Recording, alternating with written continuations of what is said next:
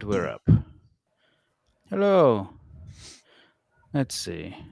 Okay, everyone's mic is turned on. Super. Welcome back. Um, so it's been a couple weeks since we had you two. So, what do you guys remember from the last time you were playing? Pop quiz time. Yeah, we went to go do a fight, Mm-hmm. and I tried to let my date know that things probably might not go well. Still have the Uh-huh. hickey. You sure do. And You sure do. we tested the automaton in the Coliseum. So in the middle of that fight with the individual whose name I can't remember now, I'm checking my notes. Ergo. No. No. Close. Udo. Sorry. There you go. Yeah, we fought with Udo, and then in the midst of that fight, they thought it a good opportunity to test us with an automaton of some sort. And Teo feels like they took it out because they knew it was losing. Hey, maybe not. You don't know. It's not its fault that it couldn't hit anything with its rifle. It needs a little extra calibration. It's fine. It's fine. So we also talked to Lars, and we've got a plan, and then we've got, thanks to Garth, a little posse. yeah. The advisor that did that, is their name Ergal? Ergo, I thought. Ergel. Ergo? I thought there was an L. What? Oh, then I misheard it. What is it? So ER''GEL. Ergel. Oh, there is an L. Yes. Gotcha. So that advisor is essentially an individual who constantly has the ear of the sovereign, and who I believe Lars mentioned to you in his whole spiel about what happened to the old guard. Since he came into town, that's when the old guard, shortly after the old guard was chased out, and they started developing these automatons that are roaming about the city. This is like a worm tongue situation with Ergel and using automatons. Yeah. I can neither confirm or deny. I like it. Okay. So you guys find yourselves, we'll say, still in the locker room at the mall. Like Sharid mentioned, Garth has essentially handed you some volunteers. One of which being the Marlasars, the two-headed giant brothers. Garth and Roland themselves, as well as a Kenku that goes by the name of Keck, and a half-elf who calls himself Starkiller. Starkiller, yeah. Who? And I believe before we faded out from the last time we had you guys, Sharid was moving over to Udo to gauge his interest. And I believe Sharid had just piqued that curiosity. So we'll pick it up from there. So, Sharid, you had just walked over to Udo, kind of taken a seat.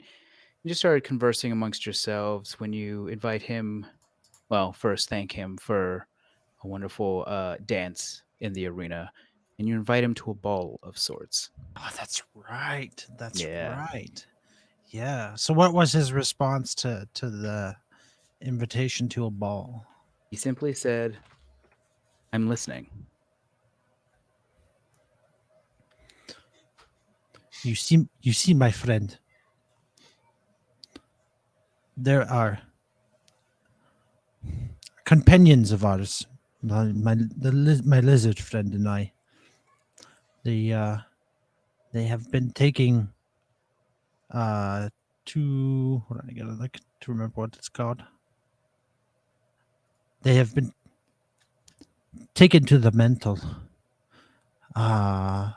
we saw them carried out of the building by the uh, the Iron Guard, unconscious, and it is our plan to rescue them. Hmm. These companions of yours, are they good in a fight?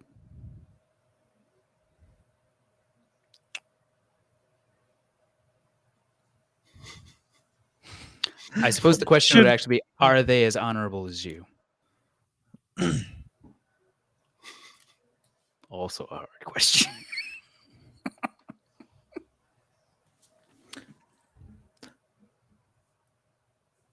I cannot say that they are as honorable as us, but they are not dishonorable people.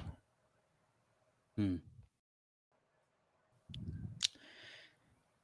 And you see, the reason we are here in Bugan, we were hired to investigate the missing person for reasons which we believe to hopefully stave off future harming conflict. Hmm. Sharid, you get to be the first roll of the night.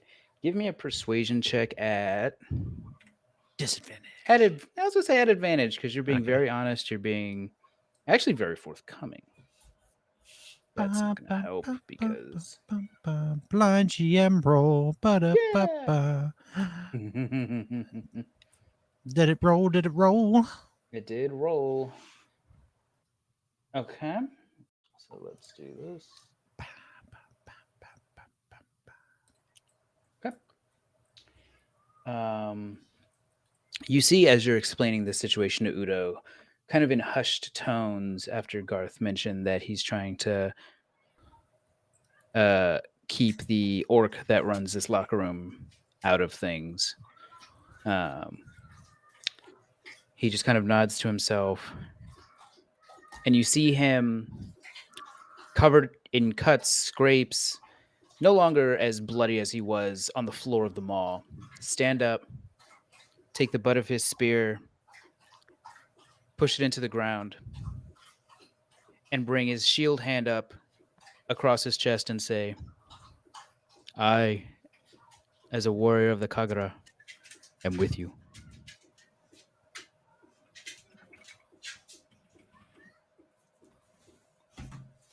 I just wanted to write that down. Mhm. You have my thanks. And with any luck, hopefully we will survive this day. I would like to get to know you even more so, my friend. He just silently nods in your direction. May fortune be on our side.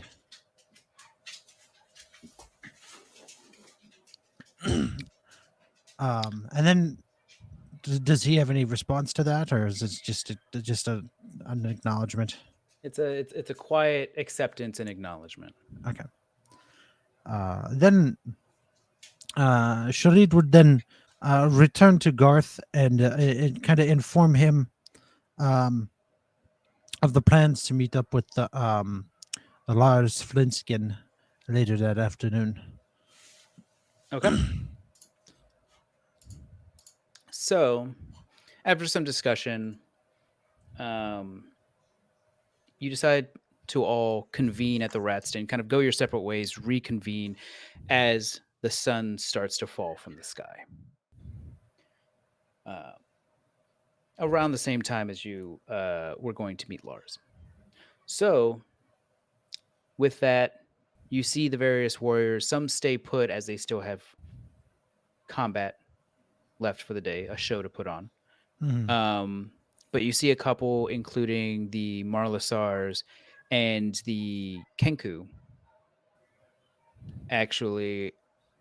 Uh, the Marlasars, the Kenku, and the half elf will actually kind of get up and start moseying their way out of this locker room area into the main uh the main walkways of the mall. Sure. Yeah. So what would you two like to do? Mechanically, a long short rest. Mm-hmm. um, uh, I I don't believe Sharid would have any affairs that he would need to put in order prior to the meeting. So Okay. How about you, Tia? Um, I don't think we have. Yeah, other than meeting with Lars momentarily, Mm-hmm. I think T would do his best to stay out of line of sight from any guards. You know, staying close to the walls and crawling on the ground if necessary, and Okay. hiding behind Sharid if a guard is there. Sure. So we'll say you guys kind of hang about at the mall, take a second to catch your breath, kind of lightly treat your own wounds in the locker room before heading elsewhere. So go ahead and give yourselves a short rest. Use whatever hit die you would like to get back. Um, and you spend part of your time here, maybe watching a fight or two. Sharid, you do still notice that in that top concourse, kind of isolated from everyone else, you see the black armor clad Oliverius, as well mhm. as that uh, you see a red skinned humanoid that you can't quite make out too many features, as well as a pale skinned humanoid as well. Where do I see them at? Kind of in all the way across the actual arena area, they Hmm. kind of have their own little booth up above the main concourse. Hmm. You said red and pale skin person. One of each, yes. Okay.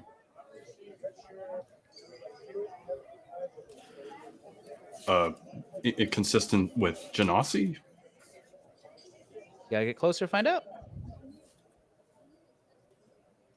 Sharid actually is not going to try to approach them. In fact, like Sharid will like make an effort to kind of remain as out of sight as possible. Okay. She would follow Uh, suit. yeah, not to draw attention to himself. Okay. So if you guys don't have any other affairs to attend to, we'll say you take a couple hours, mosey about, and you eventually make your way away from the mall back into the Warrens. Um, as the sounds of the crowds, the combats, and kind of that ambient noise gets replaced with just the quiet, almost desolate tenor of the Warrens. You make your way through some of the streets and alleyways that you've become a little more accustomed to having been here for several days now. Hmm. You walk for about 10, 15 minutes. You can hear some folks conversing from various stoops, kind of hanging out in the streets. Obviously, during the day, the area is a little more populated than normal, we'll say. But it Hmm. seems like a lot of people have been let out from their work duties. People are coming home to their families, gathering what food that they can to kind of spend some time together. Um, and as you move along, you can see between the streets and alleyways the same decrepit looking tavern, missing shingles, holes in the walls, mostly a stone edifice, a few broken windows that you've come to recognize as the Rat's Den.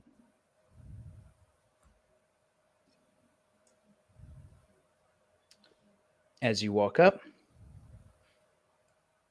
the restaurant itself is more or less empty. As you've seen before, there's a drawn curtain on one side of the room. The bartender, who at this point is almost a late teenage half orc male, seems to be manning the counter.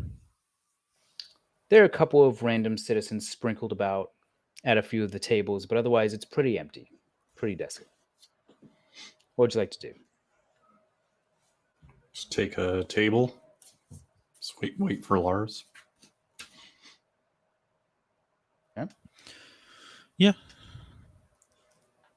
Yeah, there's like I said, there's not much like to engage with. Mhm. Like pretty focused on what we're about to do. Okay. So you guys wait for maybe half hour, 45 minutes ish. The sunlight outside starts to turn a pale orange as it starts to slowly descend. And you hear somebody enter through the rickety wooden door of the establishment. And there you see the halfling that has been so kind as to lend you his home while you've been here in the city, Lars. He seems to be moving about with a hood on his head, mostly obscured face, but no like mask or anything. He just seems to be kind of avoiding eye contact with most people. But as he enters the establishment, he sees the two of you sitting at a table, and in a manner that's meant to be nonchalant, but maybe not as much as he would want to be, makes a beeline for you two and takes a seat. Um, and as We'll he just sits, use his tail to help pull the chair out. okay, he'll just kind of like hop up onto the chair. And as he sits there at the table, you can see underneath the hood the same gruff halfling, graying brown hair that you have become used to seeing. Mm-hmm. As he regards you two, hey, uh, you guys okay? You get what you need to get done today done. Yes, our affairs are in order, and we actually were able to recruit some comrades to join us. Some some some comrades. Some Yes. dance partners. D- Dan, dance partner. I get that the lizard's not all here, but what's he mean by that?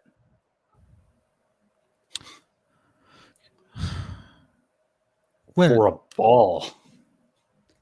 he's making fun of me. Uh, I thought we were speaking in code. I well, he's got me at a loss of words. Some. Yes, fighting is an art. uh-huh. Look, y'all do whatever dancing y'all want to do. Fighting to me, pointy end goes in the other guy. All right. Um, but can you trust these people that you happen to wrangle up?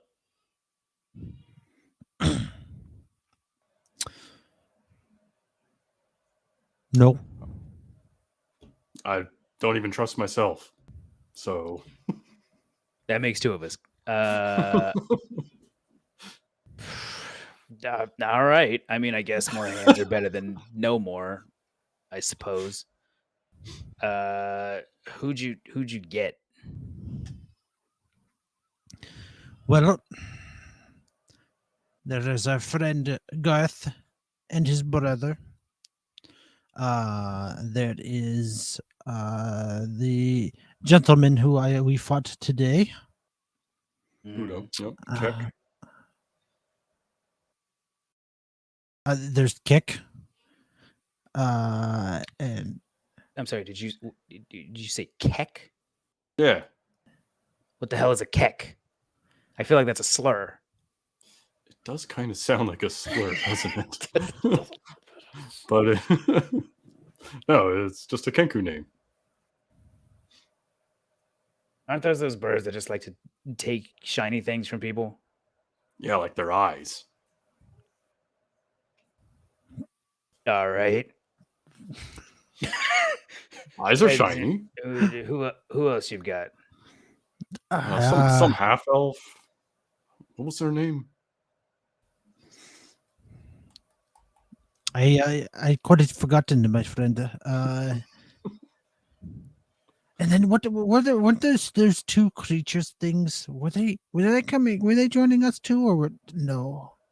Marla's Saurus. Oh, the Morosaurs. Yes, the two-headed giant like creature. Huh. Do, Okay. do you know these names, Lars? I mean, I've heard of a handful of them. So your buddy Garth, you said, wasn't he some half dragon that's been running roughshod up in the mall? Well, his brother is, yes. His brother. Hang on. Ain't that the literal dragon that he's got with him? Wait, I thought Uh, I thought Garth was a dragonborn. yeah, Garth is a half dragon, Oh, yeah. and Roland is a young copper dragon. oh, that's Uh, right.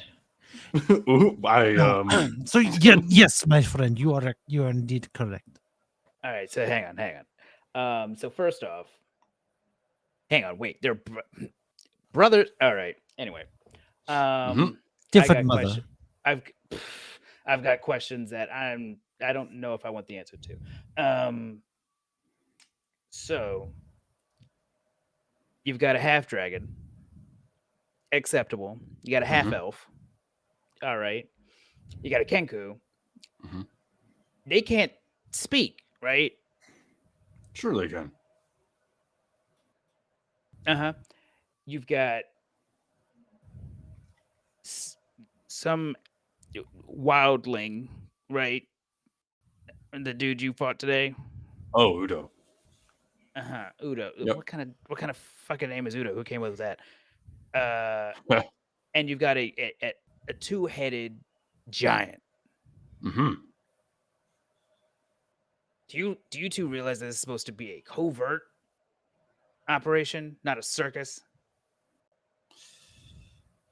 Uh, Covert. Do you think Some of them that would be really good giant at can it. tiptoe? The dragon, I'll give you, can fly, but even that is not under the radar. Maybe we could have two parties, one coversion and one a contingency. Uh-huh. Look, I can't really argue. It's not like I have any better ideas. Most of my friends are dead. So, Uh, oh, um, yeah, whatever, man. It's your friends' lives. All right. So where the hell are they? I think they're They sh- the mall mostly, right? Yeah, I remember correctly. They should meet us here sometime soon. Hmm. Almost as if on cue, the door swings open, and you see walking through is the half elf, fair tan skin, well groomed hair, clothes that almost, I won't say display opulence, but they're well kept. On his back, he has a longbow strapped to him, as well as an oddly shaped sword on his hip. It's in a sheath, so you can't really get much of a look at it. Um, It's an odd but shape, isn't it? it is an odd shape. As he looks around, he spots you two and kind of struts his way over. Hey, how you guys doing? Teo will lean into Shriek. Do we know him? Yes, my friend. Good now that you are here. Great. So I hear we're supposed to be doing a jailbreak. He says, not bothering to really be hushed. We're Yeah. going to a ball. Hmm? A ball? I love to dance. Wonderful, my friend. You are indeed correct. About the ball or the jailbreak? I, I guess both. They're Oh, okay. Super. The jailbreak is the type of dance. He sits there, and you can almost hear the dial-up tone going through his head. Ah, right. Secret. Got it. All right. It's a dance. Ramba. Yes. And, and he'll kind of just like whip out a seat on the other side of you, Sharid, and kind of sit down. Uh, and he's almost like rocking his chair back and forth. And the movement doesn't bother you. It's the very faint squeak from the joints of the chairs as he's doing it that just grates on your nerves. reminds me of the tavern. Um, yeah, we should have some others arriving soon. Mm-hmm. Lars just is sitting there, half of his face just kind of cupped in his hand. Mm-hmm. Contingent group, Yeah. cavalry. You got. This is a great start. I Yeah. like this. I Well, always they're wanted. alive, so I always wanted to find a good way to die. Um, as time goes on, maybe within the next 15, 20 minutes or so, in walks first the Kenku, Kek, and it kind of just makes his way over to you. You can hear his claws or talons kind of click clacking on the floor, like a dog who hasn't had their nails trimmed in a long time.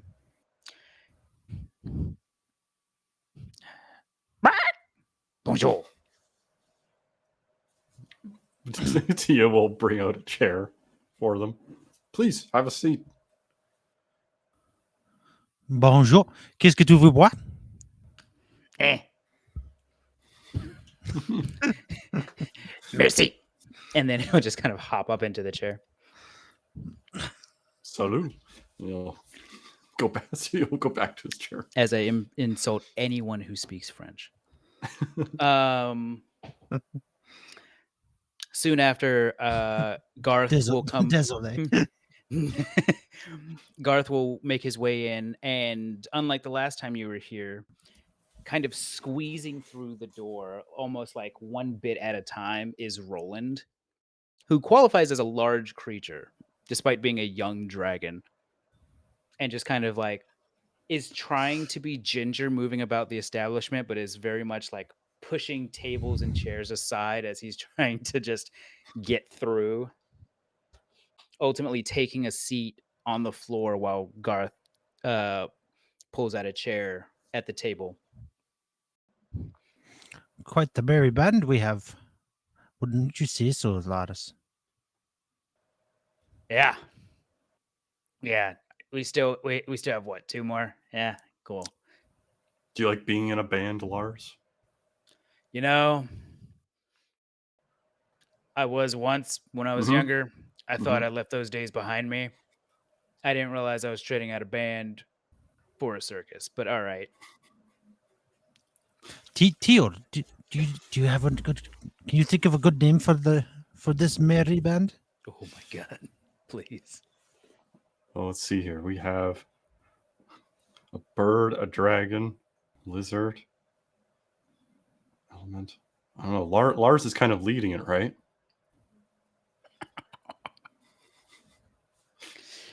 He says, "Please leave me out of this."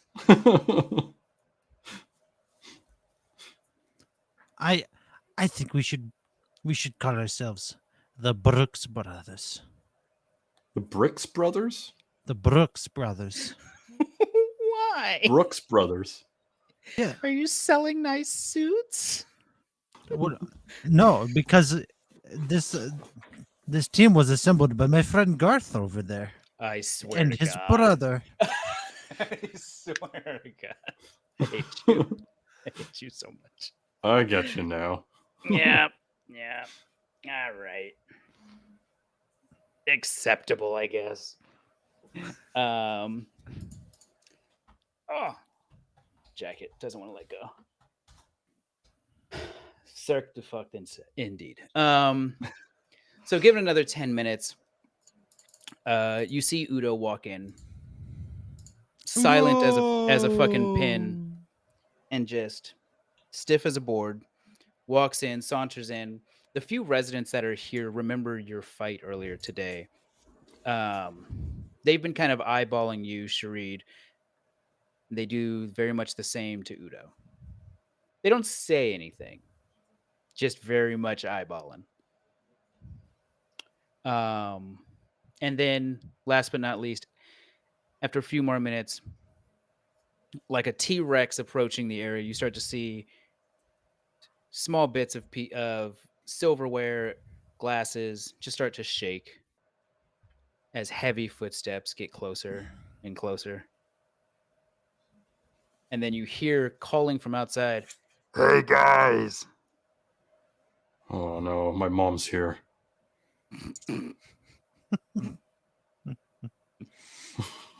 I don't think I can fit in there."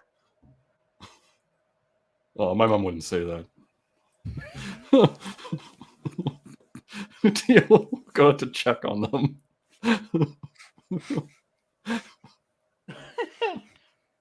Ah, love it. Um, well, standing outside,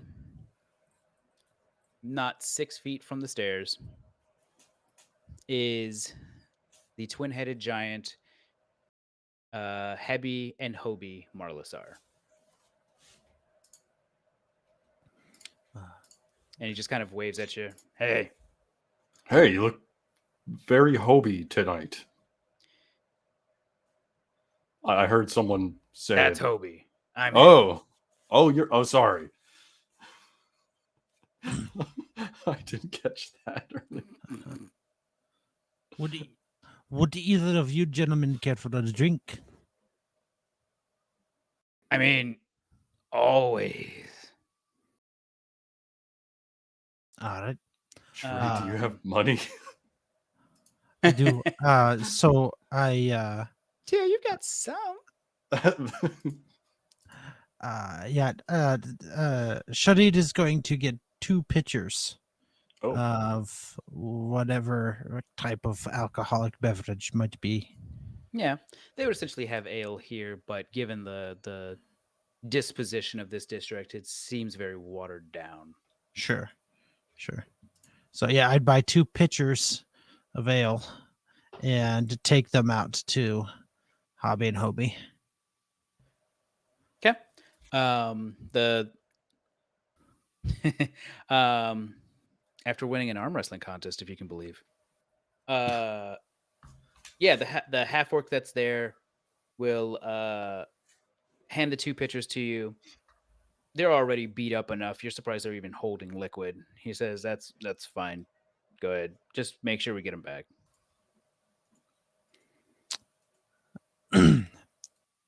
How much for the pitchers? Uh he kind of leans in and says, "Well, that depends on you answering this question. Is that half elf high, or are you guys actually going to break into a prison?" Um, I don't believe he is a high elf. No. I like it. Uh, he says, "Look, you can have the pitchers. I'll even give you a round of drinks. There's somebody I want you to look for in that prison. He's another half elf, half orc like me. It's my brother, Malachi. He got arrested a couple weeks ago. I haven't seen him. Um, and I don't even know what he got arrested for. But if you're gonna break out some folks, break him out for me.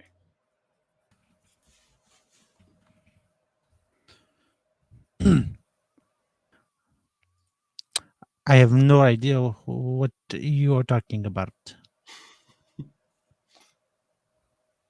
All right. Then the pitches will be 2 silver. Oh, you may have missed his wink. Oh, did you wink? Okay. I did wink, but I'll still pay the 2 silver. uh, yeah. So with that, the kid will kind of nod. He'll hand over the 2 pitchers, and you see him start lining up other uh, glasses on the bar and just slowly filling them with ale.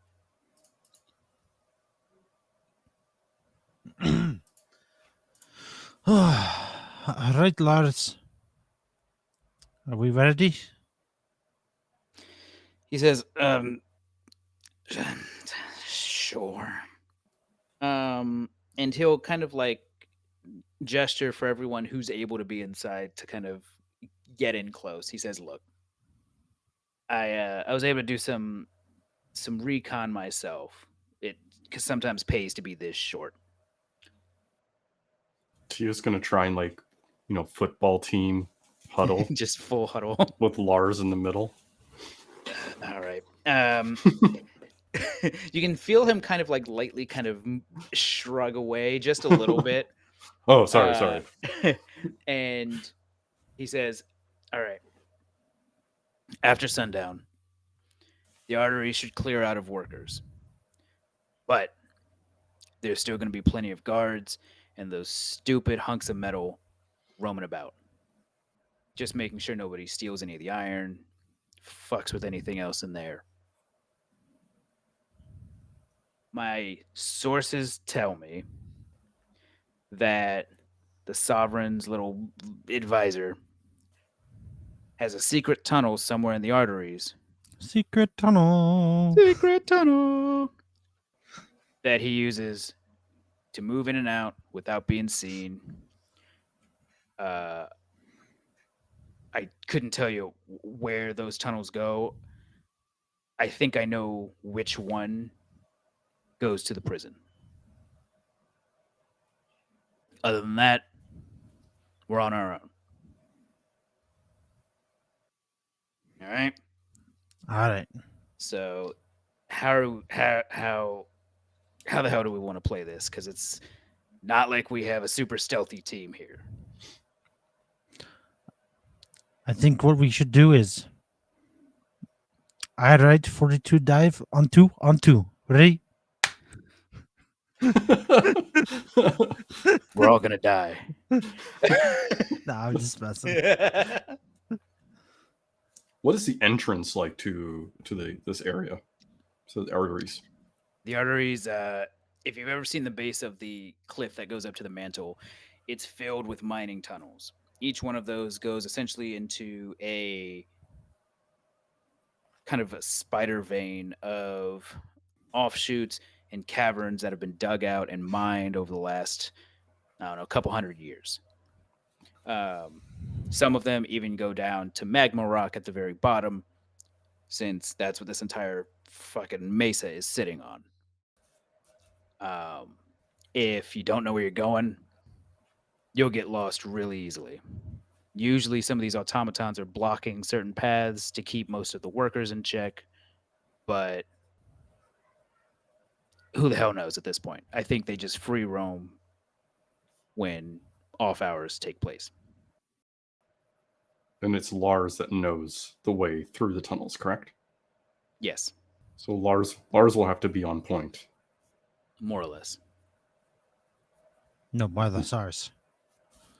No. God damn it. I hate you all. So the first question then I assume is how do we get in? Uh, well, the entrances themselves typically aren't guarded, but if you make your way into one of the central shafts, you're more than likely going to run into a guard unless you are able to sneak by really well. With all of these people, I don't know. Could have plan A, go with espionage plan of saying that we are workers for the evening, trying a new shift under Egal's orders to get more medals, and bring in experimental people to do so. How does Uh huh. Hey, experimental workers? I unlikely, but you know what? If you can make it work, make it work. You know what my thoughts are, my friend. Hmm. We have not assembled a group of those good at subterfuge and espionage. We are fighters. Should Sharid, if we go into a blaze to make an impression, do you think we should do so with enough impression to gain the attention of the city?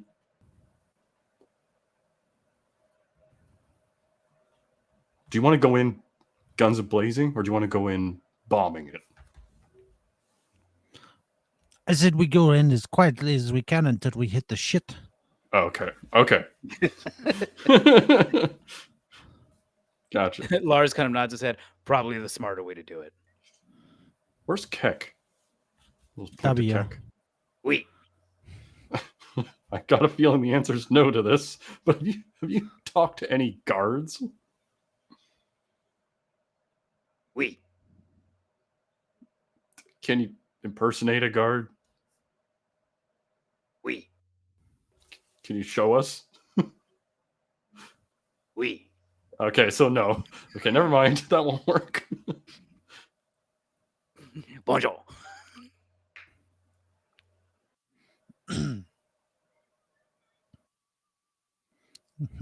We could Kick. have Lars on To point manger. to manger.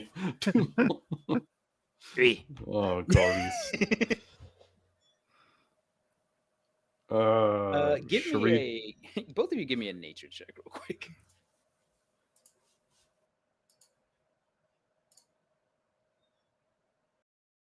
uh,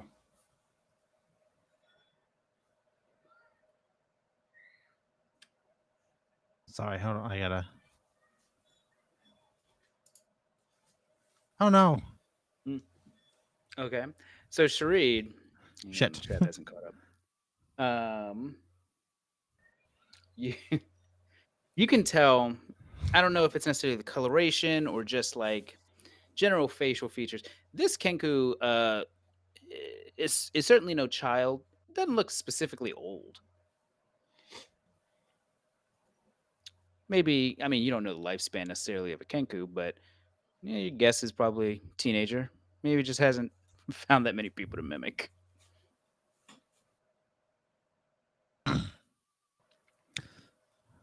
Okay.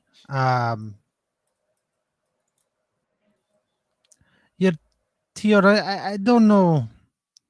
I don't know how if the road you're looking to go down is the right one. impersonating workers. You think scratch it? Yeah, I think we scratched it. Do you think just sneak in? I not so much sneak as we just kind of walk like we're supposed to be there Walk with purpose. with purpose. So Walk like an Egyptian. just sneak in. Okay. Uh,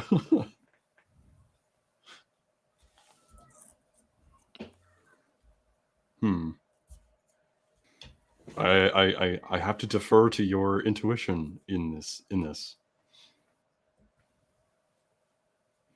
Yeah, well, I do apologize. Intuition is all I have. I because I'm afraid I do lack the intelligence of our other comrades. They're potentially dead, I've completely lost my way to my origins. I'd say you're doing pretty well.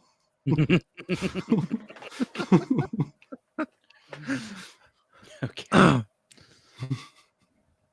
Well, one can only hope.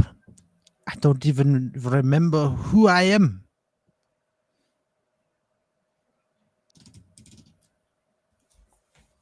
Yeah. So around this time, the half orc bartender starts putting down mugs in front of each of you, and even takes an extra large one, looks like a mini barrel, uh, to supplement what was already taken out to the Marlisars. So we have a contingency of like a distraction when, I mean, if things go bad.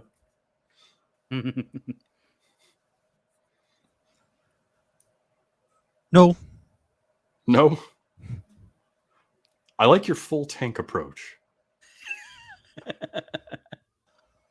Okay, keep it all to. No, no, really, like just we'll just be the battering ram into it. I mean, you know what? There is the potential that they won't see this coming. Young copper dragon. Would Tio know what kind of breath young copper dragon might have? As a ranger, yeah, give me a nature check.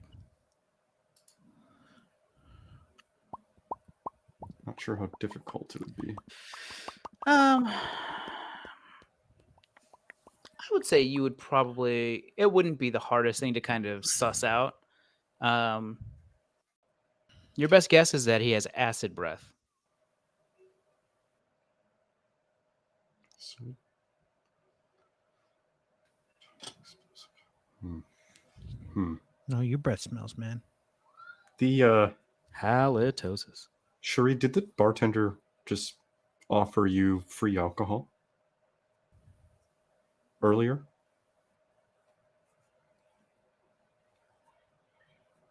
Do you think we could use a timed explosive to act as a distraction?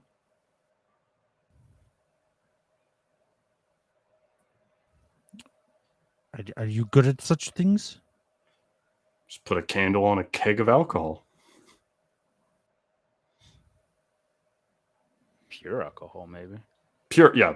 I'd love to see what kind he has available, and if not, then we may need some preparation. Well, yes, but I mean, the stuff they've been serving is, let's just say that the alcoholic percentage is not very high.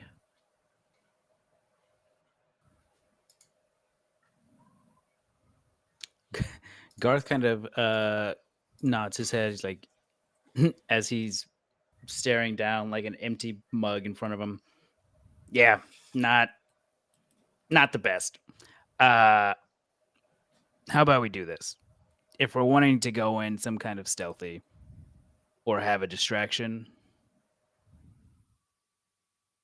we can send in the two biggest of us, or one of the two biggest of us, ahead to just draw everyone's attention elsewhere. If they're willing. I thought it would be immediate capture. I mean, maybe, but where are they going to take them? The same prison that we're going to. This isn't a prison break, then. It's a revolution. Is there really a difference? Hmm. Wait, are you saying you want a revolution? Who? Because, well, you know, I just had a revelation.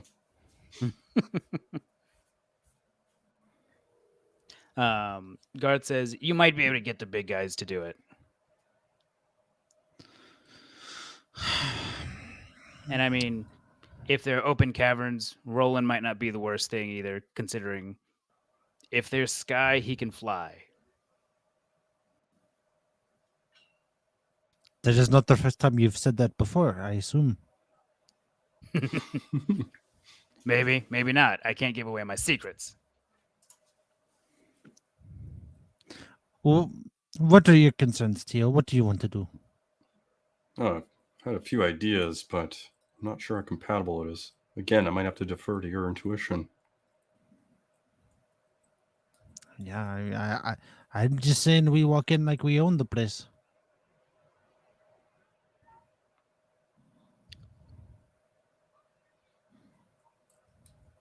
Okay. All right. Um, at that point, Roland, who has kind of craned his neck to be a part of this huddle, will actually start to speak, but in a language of slithers, hisses, and other draconic fashions. Do either of you speak draconic? 9. Well, I do. Tio does. So, Tio, you will hear Roland addressing Garth, essentially saying, if worse comes to worse, I can lure the metal men away and melt them into sludge.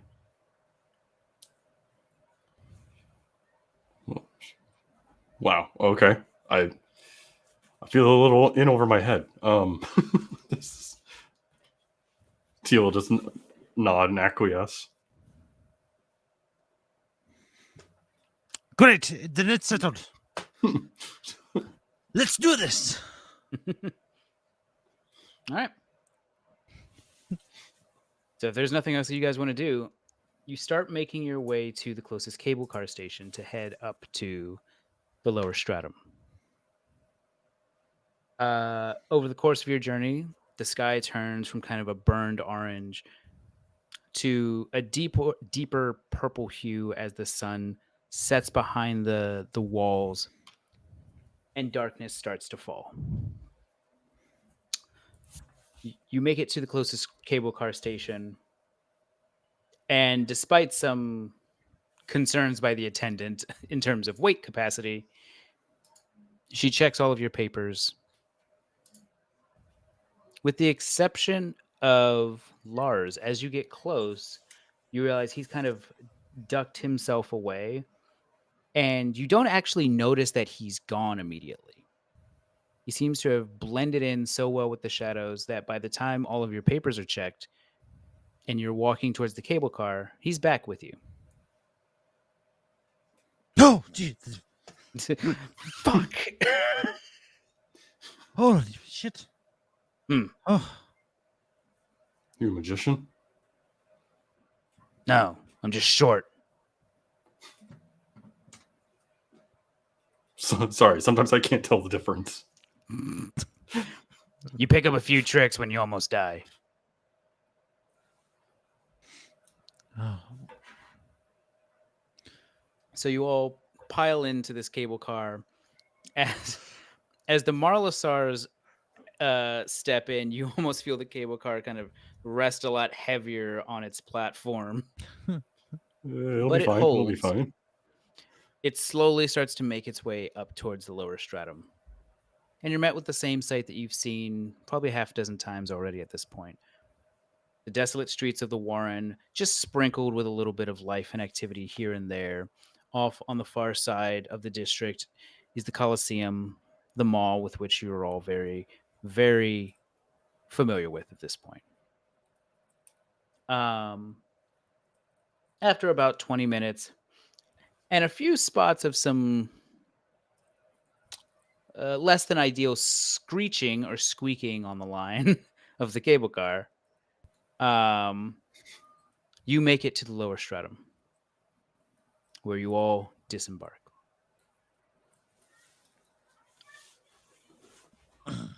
Um, Lars kind of points you in a direction, generally at the base of the next highest cliff leading up to the mantle, and says, "We can head into one of the mine shafts, probably off in the corners. I'm sure no one's going to notice that one as much." Any immediately visible guards or automatons? You can see them kind of roaming about, but they have no reason to suspect you other than the fact that you're all just putzing about. And at this point, they recognize you as faces from the mall, but other than that, not so much. Teo confidently walks forward as though he's supposed to be there. You got fake it till you make it. After about another 15 minutes of walking, blocks and blocks at a time, weaving through some of the alleys, you reach essentially an opening, a large boulevard that kind of splits this residential district on one side and the cliff face on another. And every few hundred feet or so, you can see some of these rough hewn mine shafts going deep into the rock face in front of you. When, as you're surveying the area, you hear a voice from behind you. Hey, uh, what are you guys doing here? As as you look back and you see a just a knight standing there. He doesn't look particularly different until he starts talking.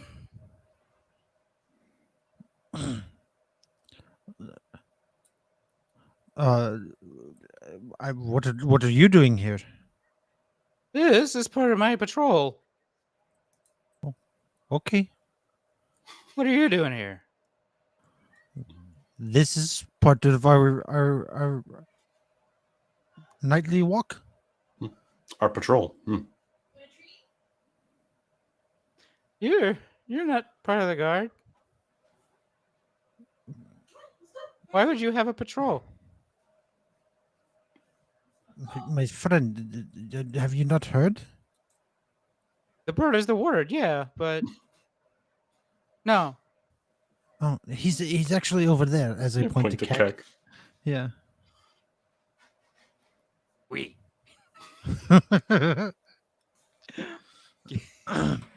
Give me a give me a deception check. Can I help with that? Sure. So do it at advantage.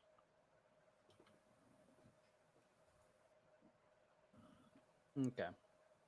He just kind of looks at you all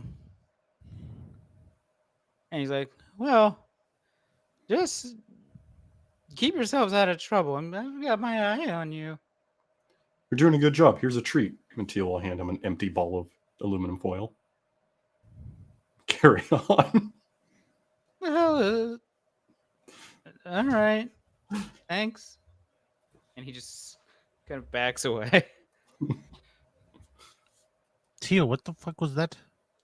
Well, it was a treat. Leftovers.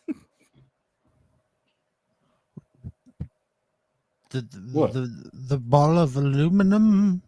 Mm-hmm. Tia will take some out and start chewing on some aluminum foil. And he'll just start licking the like chewing tobacco that he had in it. Take the tin foil out, just start chewing that. What? Does that like baseball pitcher chew? I'm concerned. Do you want some? Offer Sharid some chewing tobacco. I'm fine, my friend. So, so after this display, you all kind of take a look around. You two give me perception checks.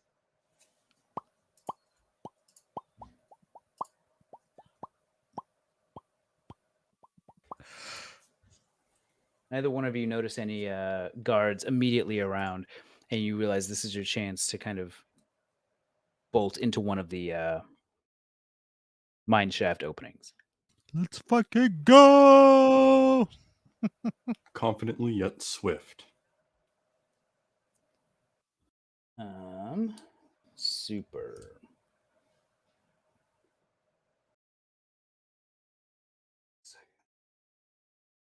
Yeah, we're just gonna go with it. Fuck it, we'll do it live. We're doing it live.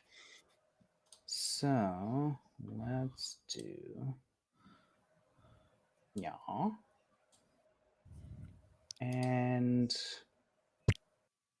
yeah. Aw. So you all enter a mine shaft. After a few hundred feet, you start to see burning torches left alight. You can see areas where the rock face around you has been chipped away slowly but surely. Um, you see metal bins full of what looks like uh, debris, but some small glints of a metallic substance amongst them. Uh, this seems to go on for probably another 50 to 100 feet as you're sure that you are in one of the active mining areas. Um, with your previous perceptions, you can hear echoing amongst the halls, other than the occasional just falling of pebbles along the rock faces, uh, footsteps, both normal and very heavy, that sound like the guards and automatons uh, patrolling the area, probably about 100 feet ahead. Now, let's see if I can do this without destroying everyone's eardrums.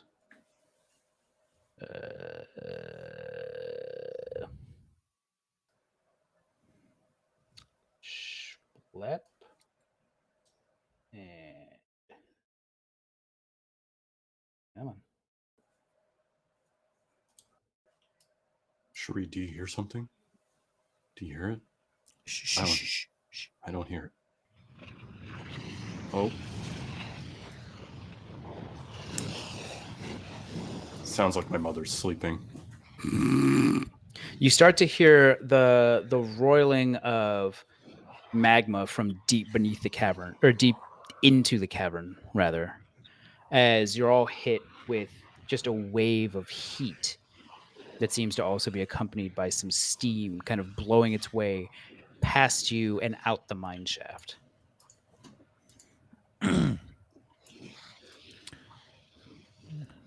I assume this is the right way, Lars?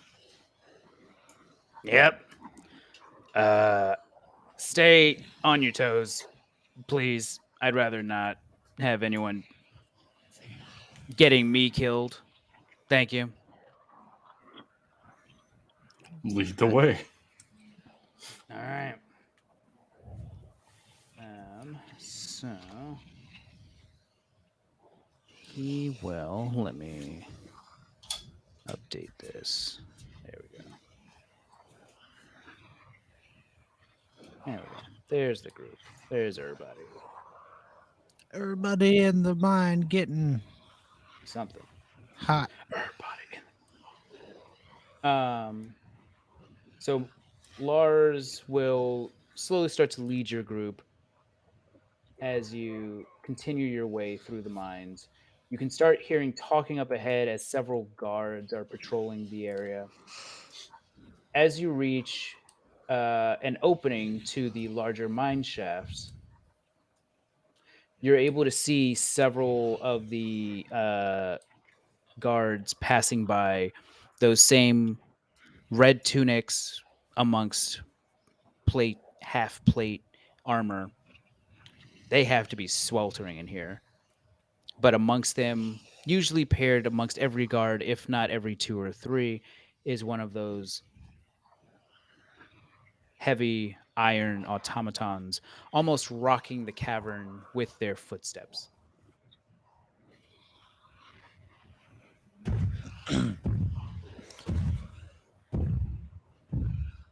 Nice. Yeah, it's nice when the actual sound works. Yeah. All right, Lars. After you. He says, "All right, look, in case we get any separate, in case any of us get separated from this mine shaft, there should be an exit out to the east. Follow that. You'll come to an area that hasn't really been mined out that much. It's just natural cavern.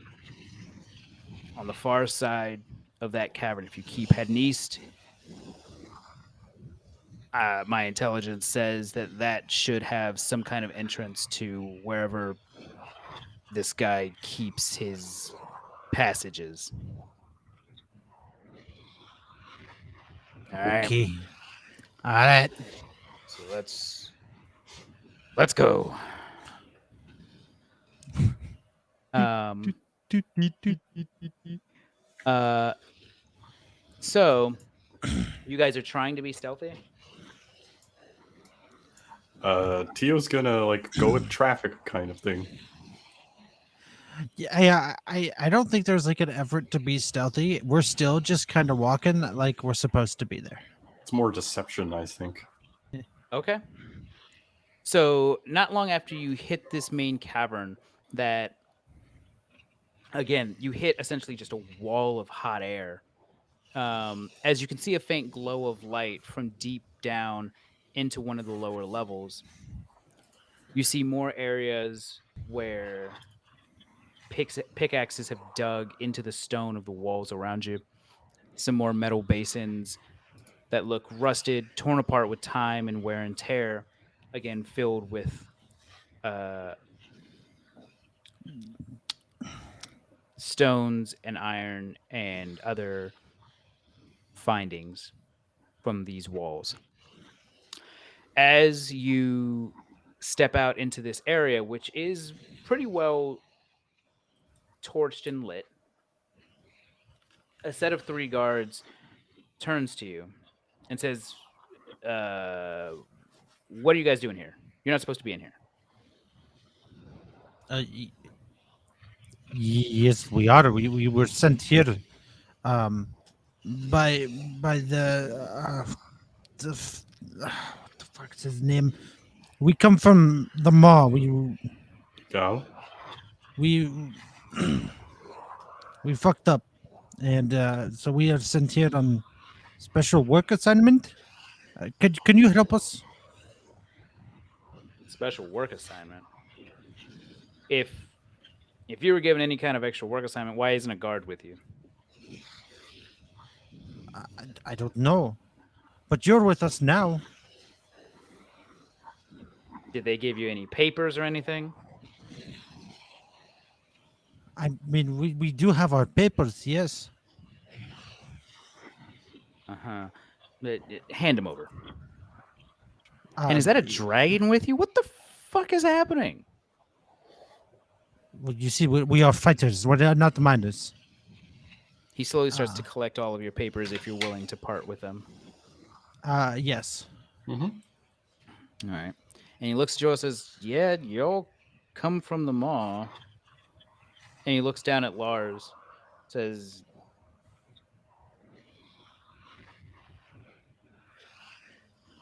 He's a magician. mm, "Yeah." He looks back at the two guards that are with him and says, "I mean, they are from the mall. What the hell did you guys do?" We, we did not follow the proper protocols more than once. Is there who's in charge here? Is there somebody we can talk to see what what it is that we need to do? I'm assuming that word was sent down. Uh, is this the first you're hearing of it? I mean, yeah, but look, he points essentially around this ring of a cavern and says, "Head that way." He points west. There's an office space. Uh, the foreman of this area should have gotten some word for you guys. Do I need to escort you? I mean, that's up to you. I don't know what your proper protocol is. But we will head there. If you want to accompany us, you are more than welcome. Yeah, probably should. Do you actually go with him? Yes. Yeah. In this moment, Teo's like I had a plan. He'll just keep following along. The Marlists are the two heads kind of look at each other like, all right. Everyone follows suit for right now as you're essentially tagging along with these three guards, and you're all taken way up here to the west, past a number of other guards and automatons to an opening that kind of breaks off towards the north. And they say, in here's the offices. If somebody's heard of you, they'll be in there. Thank you very very kindly. Is it okay if we head on in? I mean, yeah, go on. Okay. And they Uh, and the three of them will like start to slowly head off, but like looking back at you every so often to make sure you're going to where you need to go. sure. So yeah, I like I look at everybody and like to kind of judge like if they're on board with this. Teo, what does your expression look like? Tio is just like baffled at what's happening, but he's like just curious, like, what your lead?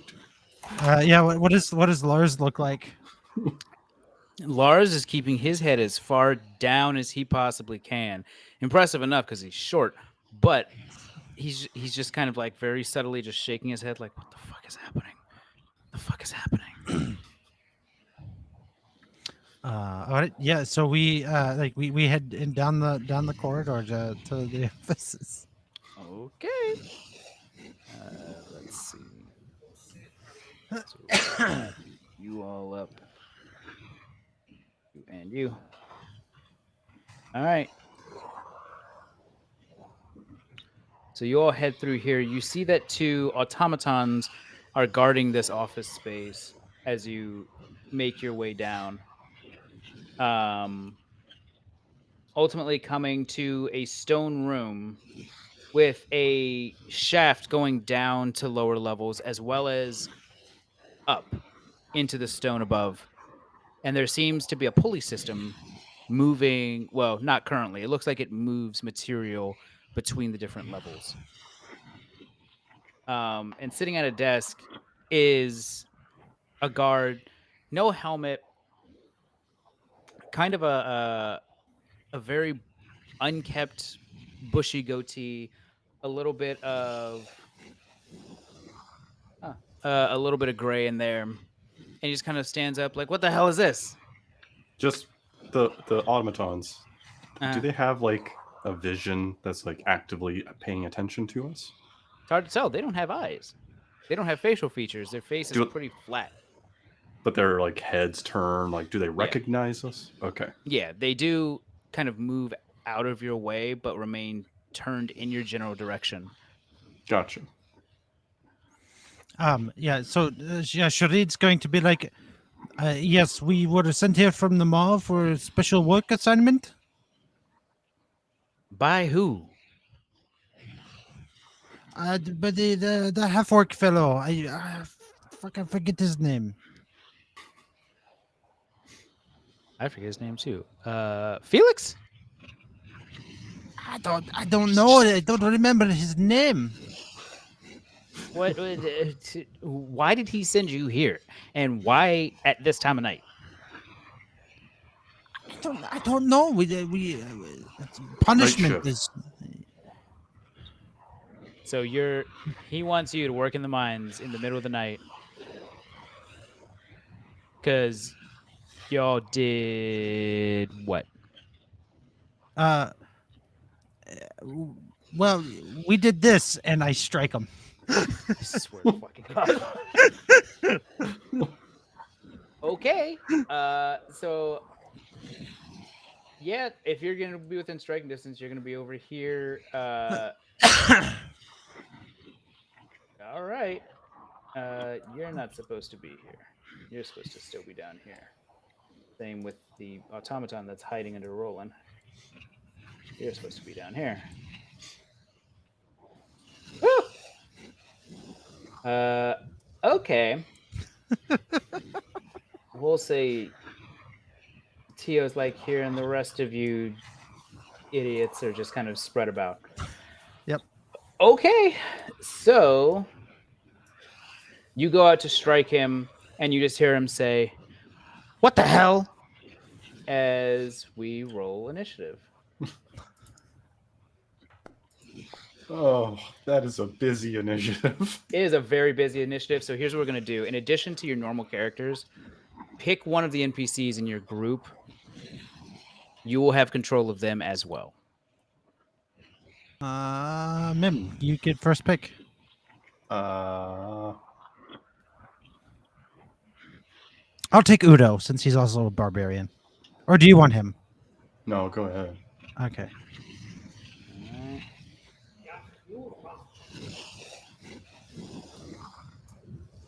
Okay, we'll go with Marlasars. The Marlasars? Okay. So let's do this.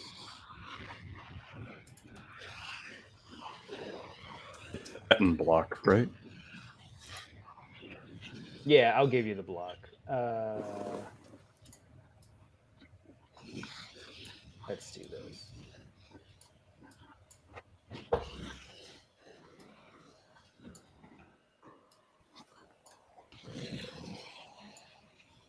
For your permissions for right now, you are owner. Try and open up Udo's token. How do I like shift Just click double- or Just double click it. Great.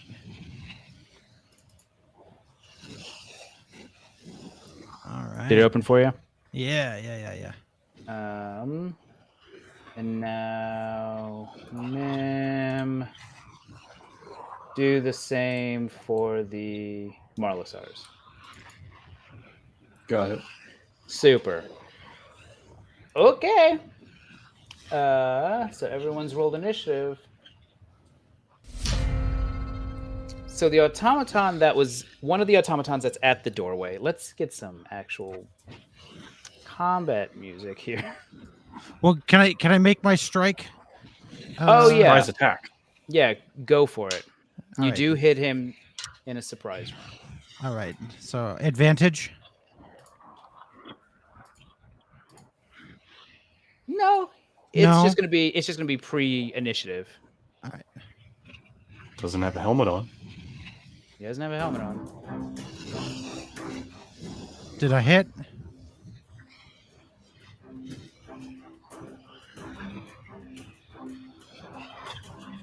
You do. So you essentially bury your spear, bring it out, whack him square across the head for a little bit of damage before before everyone else starts to move towards you hostily.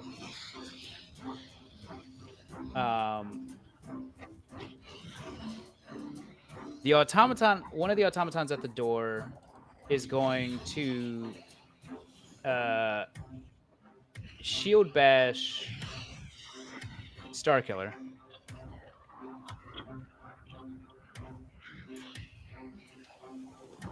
And it's going to make contact, essentially crashing into him from behind, knocking him forward. And he needs to make a...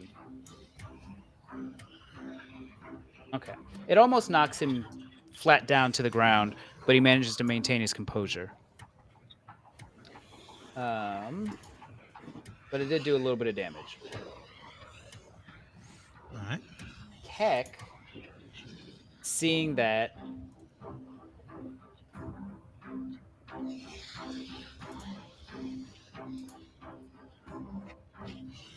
Keck looks at the automaton, and you see it pull out a dagger from someplace you don't know where it was holding it. He's essentially in rags, or not a dagger, but a short sword. And you guys hear him say, "We," and goes to stab the automaton.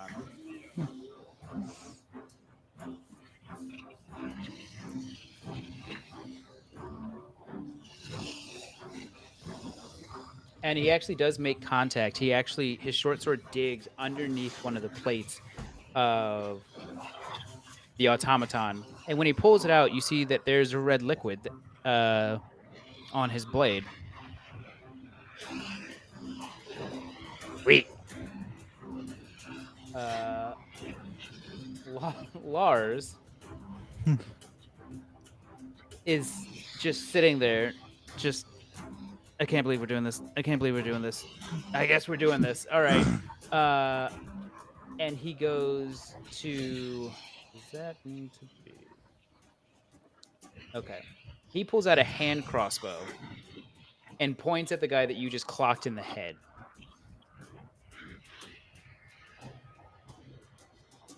And he fires a shot, which makes contact. And almost as if he was surprised, it kind of lands square in this guy's neck, dealing a significant amount of damage. All right. So that would be that. And that. We got you. So the guy you clocked in the head.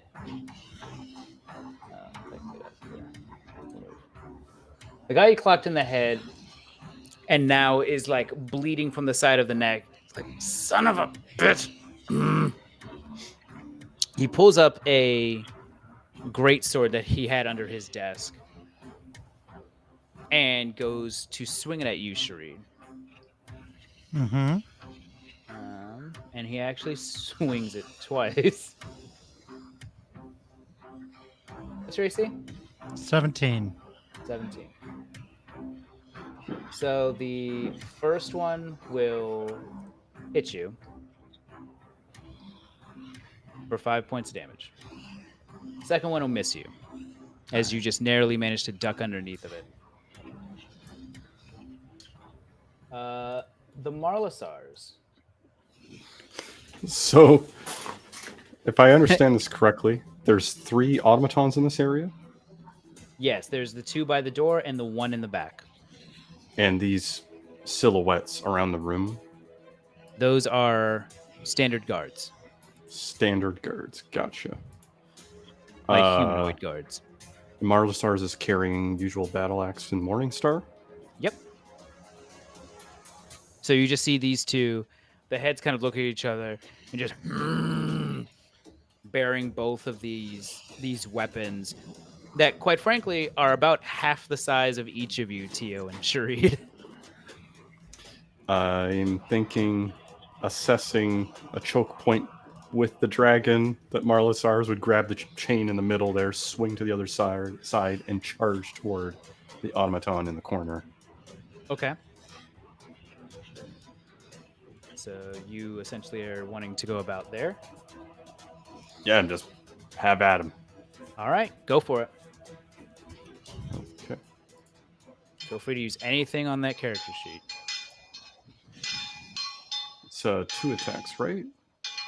It is 1 to battle attack. axe. Okay.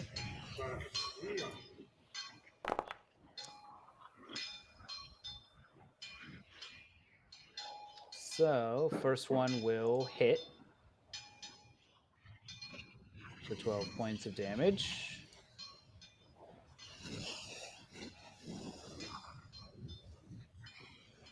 Ready for second roll? Yeah, go for it. Oh, okay. Second one will miss. So the battle axe digs into some of this iron plating on this automaton, and you can see it does leave a gash and separation in some of the plates. The Marlasars actually will notice that while their battle axe is stained a little bit, they just sit there. Not blood? All right. I don't know. Does boiling blood have a limit? It. Yeah, it's a charge thing. So once you use it, they have to roll to see if they get it back. I think it's they have to roll a 5 or a 6 on a d6. Oh, Yeah, okay. to see if they get it back. I mean, full bore. We'll send it. Uh. Oh, so Does the boiling blood would be what gives you that multi attack. Yeah. it says bonus action, and that the next time. So the next time they take the attack action, it makes 2 attacks, one with the battle Oh, so action, one for with the morning next star. turn. Yeah, Gotcha. So it's just bad ordering. Okay. yeah. I mean, we can say you used it this turn, and then you just charge for it next turn. So you just roll a d6 and see what you get. Oh, sure. Well, I accidentally just ended the turn, but okay. That's fine. You're good. Just a 2. Okay. So Star Killer. Let me.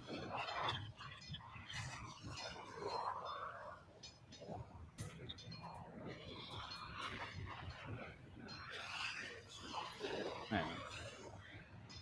Ah, you're the one that's annoying the shit out of me right now. Good, great. Star Killer is going to pull the sword that he has on his hip out, and you see that it's seems to be made of some kind of crystal. As he goes to take a swing at the automaton that shield bashed him in the back. Um,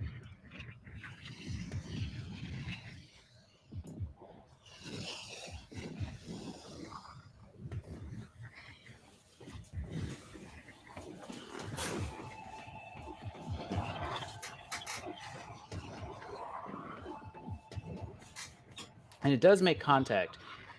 You see that when the sword hits this thing's iron plating, it not only makes it a typical like metal on metal spark, but it almost flashes in a way that seems like it would blind someone nearby. Um, as you see a chunk or a gash in this iron is missing now.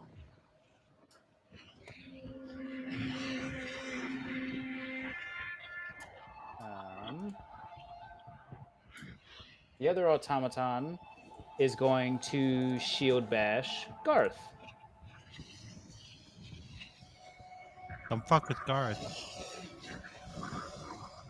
It does barely hit him.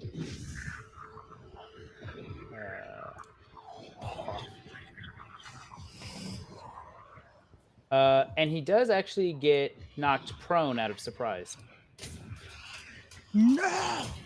So you see, as the sounds of battle start to pick up, Sharid, you look over your shoulder and you see that Garth just gets clocked in the side of the face by this other automaton and just gets knocked square on his ass.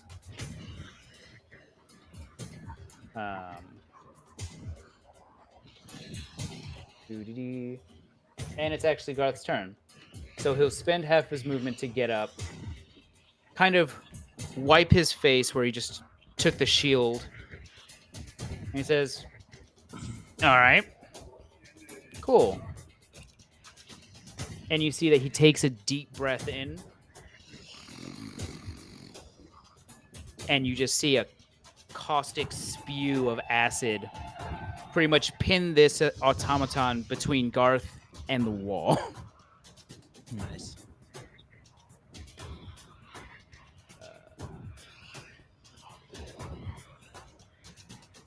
And the automaton needs to make a dexterity check.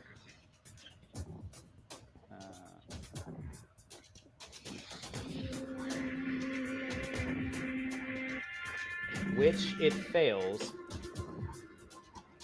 and takes A shit ton of damage. 20 points of acid damage Damn.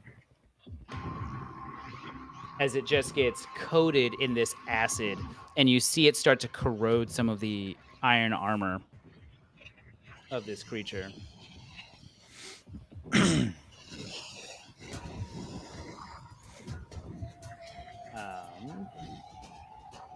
Sharid, it's your turn. Yeah, bitch. All So right. you just got hit with a great sword. Yes, I did indeed. I would like to rage. All right. Just going full ham. Yeah, yeah. Um, and I gotta look here.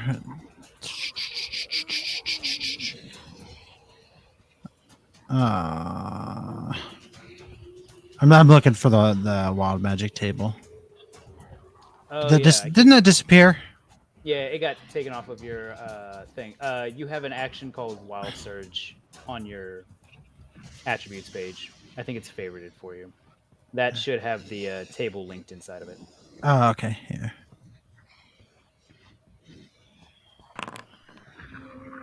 So shadowy tendrils lash out around you. Each creature of your choice that you can see within 30 feet must succeed on a con save or take necrotic damage, and you also gain temporary hit points. Cool. Within 30 feet. So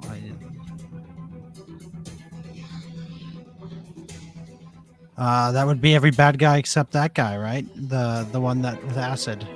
I believe so, yeah.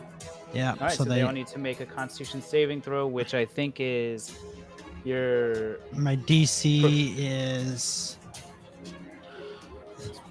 It's three. proficiency plus 8 plus con, I think, right? Yes. So that would be my proficiency is 2, con is 3, 8, so 13. Okay, super. So first, let's start with the guy who smacked you with a great sword. We will. So con save. He will succeed. The other two guards succeed and succeed. Automaton. Con save was actually not the best thing for you. Succeed, and then the one by Star Killer succeed. Okay. So you see these shadowy tendrils kind of wrap around all of these people, and they all just kind of shake it off, break free, rip those tendrils from their bodies. Everyone succeeded. Yeah. And I think it's just. Yeah, there's no half damage, right? I don't think so. Yeah, I don't think so either. I'm looking that up.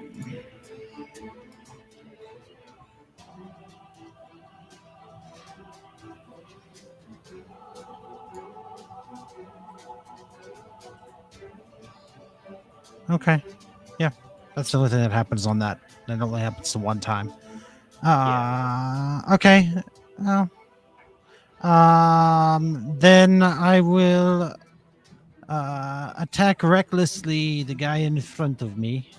All right. So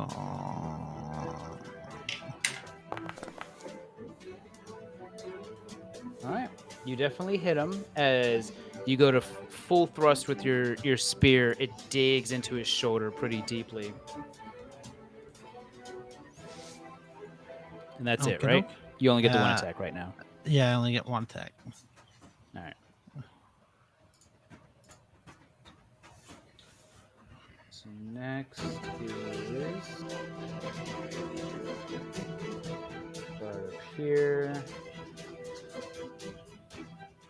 Turn that down some. Super. So this guard up here will pull out a heavy crossbow Um, and you see that as a bonus action, you hear a loud click as he pulls back the string and takes aim at the Marlisars and lets fly an arrow.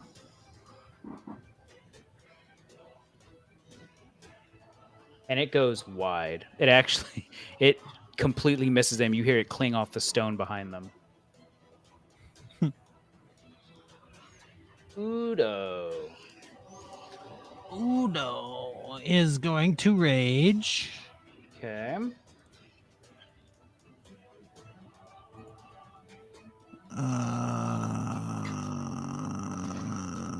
so you Okay. see again this headpiece of his that cheetah or jaguar pattern with those snakes attaching to it seems to come to life as it envelops most of his face.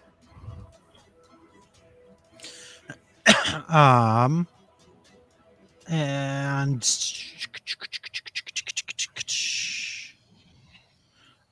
he's gonna run up to the guy.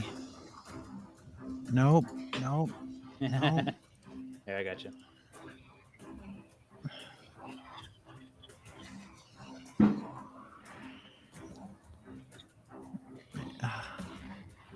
There. Mhm. And make a spear attack.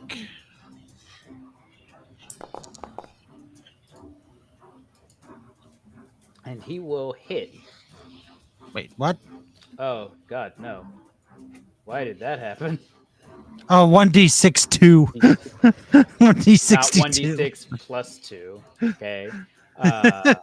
Well, that's a something. So that'd be 5, 6. It should be a 7, right? Yeah. Yeah. Yeah. So So yeah, it should be a 5 plus 2 for 7. well, he does still get an extra 1d6 as the snakes start to kind of ooze a poison onto the tip of his spear. So Oh, just okay. roll an extra d6.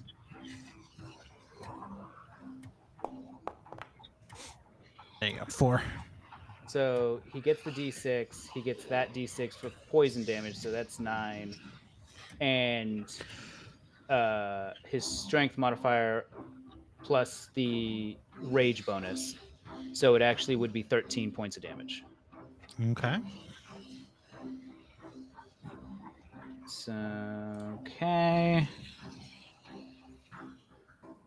Which actually digs into this guard, and you can see him kind of like scratching where the spear hit as the poison starts to seep into his skin.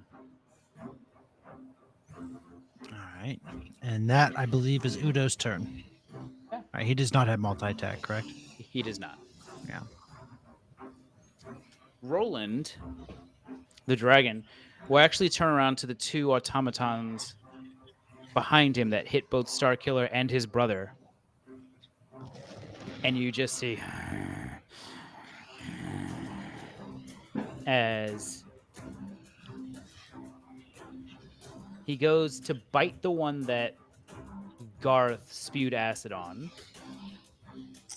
I will actually. For your NPCs, I will actually do this. Nope, not Control S. Thank you. That's what I wanted. So he goes to bite the automaton there. And he will hit. And he crunches into this iron so hard that it actually ends up taking the entire top torso off of the legs. And Roland throws it into the hallway. Nice. Beautiful. He then goes to make claw attacks on the other one, but he actually will move down here to do those. So the first one hits. Second one does not. So he does another 15 points of damage. And actually, his claw digs into the face of this thing and just much like before, just mutilates it, tosses it behind him, as that automaton also falls. Oh, Did I make the dragon a MacGuffin for you? Maybe, but the automaton that lives, that is facing down the twin-headed giant, the Marlasars, goes to shield bash him, or them, I suppose.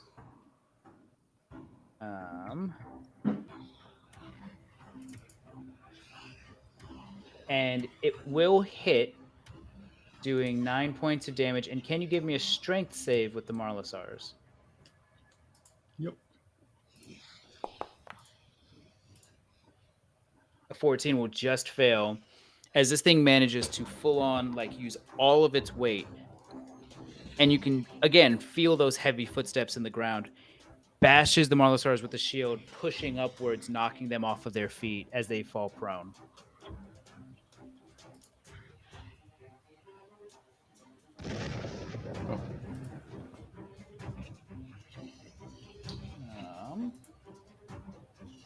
This guard here will actually hop over his desk, now that the Marlasars are prone, and go to swing his great axe twice at them.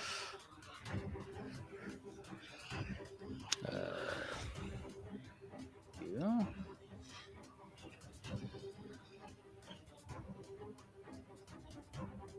Going to assume an 11 doesn't hit the Marlasars. Oh, you're asking me? 12. No, so no. Yeah, so somehow completely whiffs the first one. Does hit on the second one, dealing 5 points of damage. Want me to track that? Here, I got you. We'll do that. All right. Teo, you're up. Who is Lars attacking? the guy by me. Yeah, Lars Bye-bye. fired a crossbow bolt at the guy that hit Sharid. Gotcha.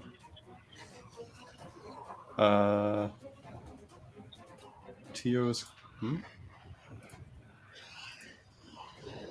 Select token. Okay. Teo's going to move right up next to Marlasars and will Hunter's Mark the automaton and then take a shot at it. Okay.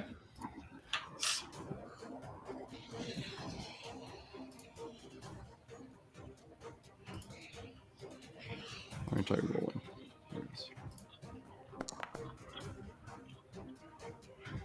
A 16 does hit. So that long. Wait, is that not add? It did not add your d6 for Hunter's Mark, so you can roll that separate. So 5 points of damage. Okay, yeah. So Teo will crawl along the ground while taking out the bow and arrow, and just snarl at the guard, and then take aim at the automaton while kind of taking a protective posture over the Marlasars. Okay. So congratulations, that's round 1. Whoop, nope. Keck. Keck is going to drop his short sword and pull out a short bow and take aim at the. Is it? Yeah, he's going to take aim at the automaton that Teo just attacked. As he just says,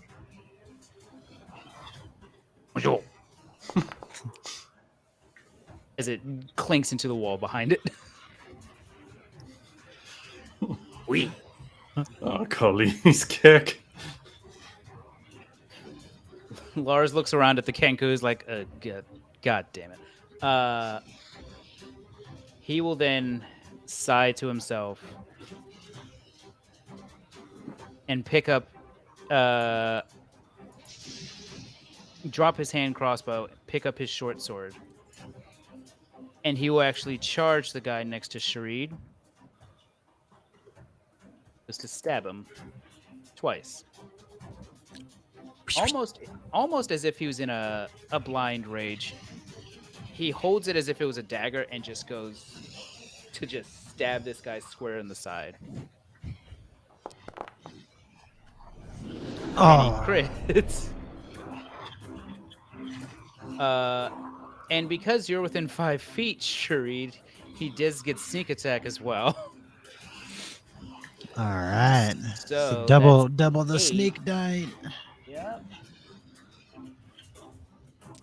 So 8 plus 13, 13, 21. 21. So his first strike just digs square into this guy's side, almost taking the wind out of him. Just he's still standing, but then Lars goes for the second strike. A 13 is not going to hit. So he goes for that second swing, and just as the guy kind of buckles over, Lars hits air. The guard, in retaliation, will swing his great sword once at Lars and once at you, Sharid. So first, Lars, and he is going to whiff. Just completely sails over his head. Mm-hmm. Second one does hit you for 11 points of damage, which is halved because you're raging. Okay. Uh, the Marlisars. So, technical question. Yeah, 2, half movement to stand up, correct? correct. And is it plausible to this creature, this guard is medium size, right? Yeah. Would it be plausible action to try to grapple it to use as a shield? You know what? If you can make the grapple, sure. I appreciate a nice out of the box solution. Now, everyone has different grapple rules, it seems. Would you want an attack to hit first? Um, I think by the book it's attack to hit, but let's just do contending strength versus acrobatics checks. So athletics versus acrobatics or athletics. So roll me I'm an gonna. athletics check. I don't see that listed, so I'm gonna assume it's just strength, and I'll roll Yeah, that. a strength check. Yeah. Ooh, Oh, Nice.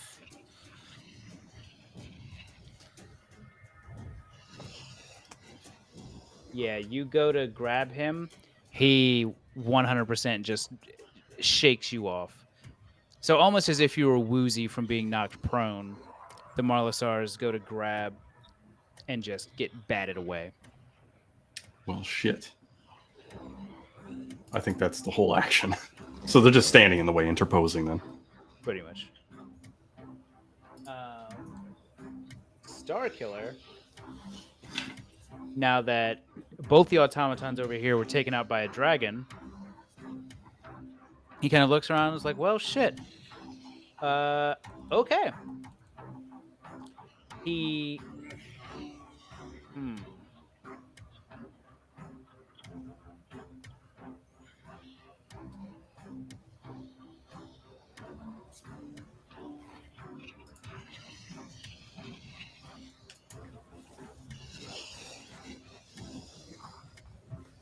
Yeah, I just got to check one thing.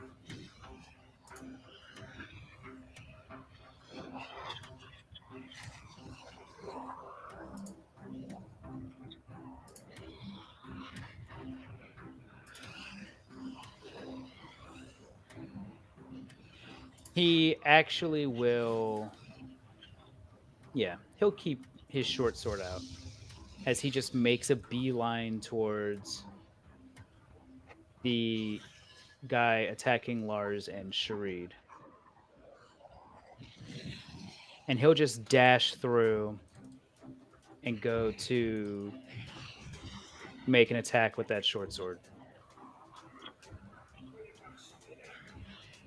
Oh, never mind. He has multi attack.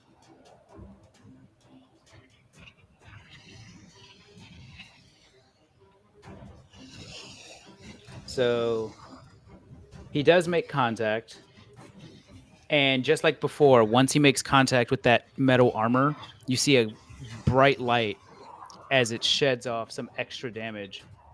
And he just runs this guard through.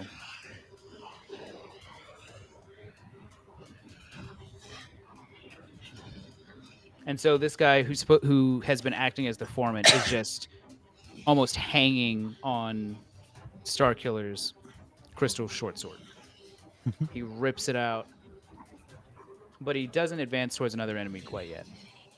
He actually uses a bonus action to sheath his sword. And you can see that he's slowly starting to reach for his bow. Okay.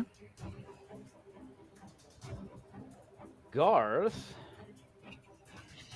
Well, Garth's all the way over here. First, he's going to roll to see if he gets his acid breath back.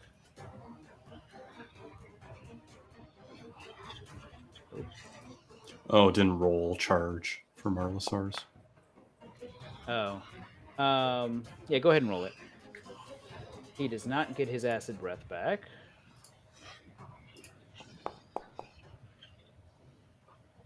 The Marlosaurs do get their blood frenzy back. He is going to... How far is this? Oh, sweet. He's going to make for this guard here, pulling the long sword from his back, just goes full versatile with both hands and just starts wailing on this guy with 3 attacks. How do I have this set up? Do I have it set up with points? Yeah. Okay. So you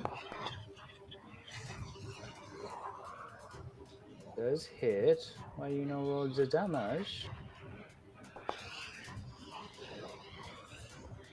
for 10 points of damage.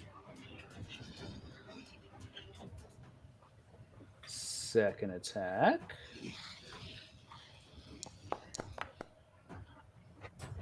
Also hits for another 9. And then the last one hits for just 5. So you see him run up. He looks like he is just pissed about being immediately knocked on his ass, almost embarrassed of sorts, that he just takes his longsword, both hands, just starts batting this guy down. And he tries to defend himself as much as he can, but you can see that he's being like just pummeled down. Still alive though. Sharid. Sharid is going to run up here and make an attack against the automaton. Okay. Standard attack.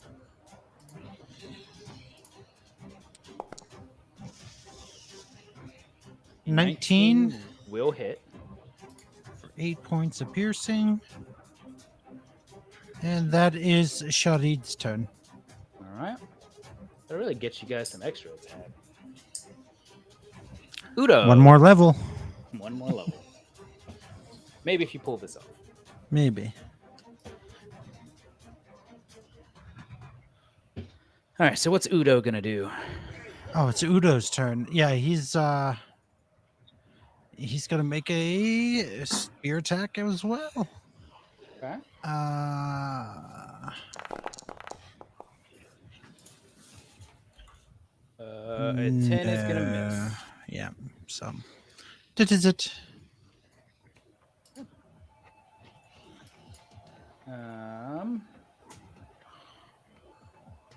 Roland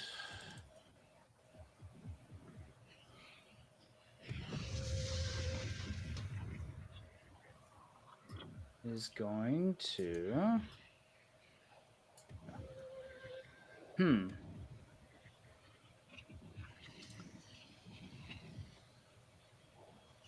Well, got nothing but tight spaces here.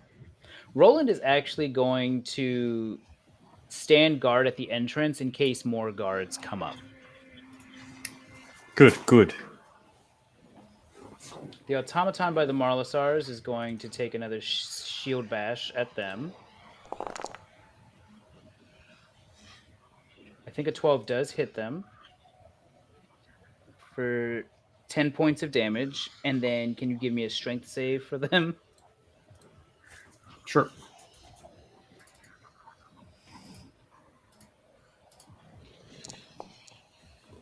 Oh, they make it this time. They've learned now to not get knocked down by Yeah. puny machines. Okay. The guard by you, Teo,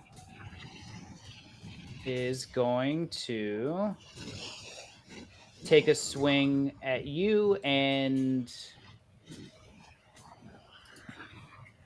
the Marlisars. So Teo first. Does a 15 hit you? Just. All right. So you take 6 points of damage. And then the Marlisars, a 16 will hit for 8. Yeah.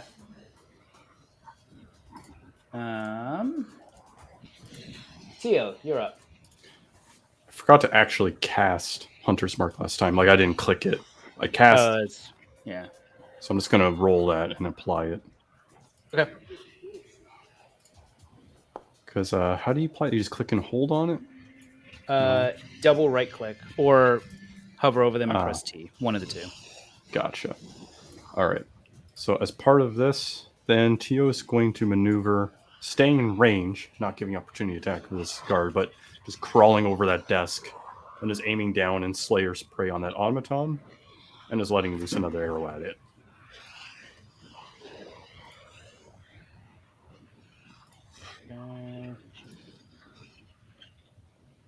Oops. A 17 will hit.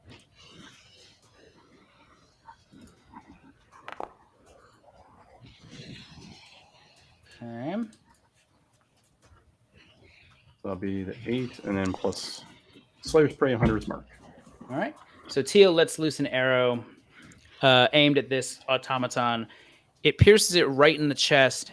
And Sharid and Teo, since you're that close, you can see that the typical red shine from its chest plate starts to slowly diminish, but its chest moves in a weird state almost on its own before it falls to its knee as a liquid seems to kind of seep out of it. And it falls down unresponsive. Teal just turned to stare at the guard.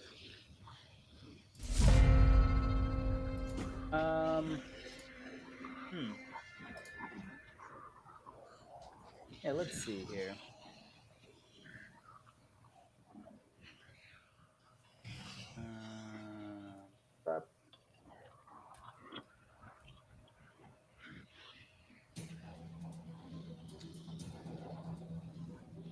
The two guards that are left, since we're at the top of the order, are going to look around and see that you lot essentially just wiped out this entire office.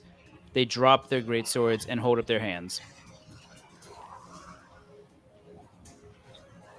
What's the goal here? What do you guys want? Lars, Yep. tell him. We just need to get into the tunnels without you schmucks getting in the way. And the guard responds, "Why? Are you guys trying to steal the iron? None of your business." Doesn't doesn't what am I doing?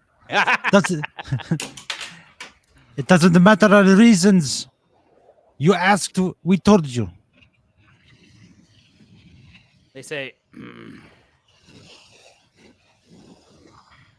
"Give me an intimidation check at advantage, Sharid."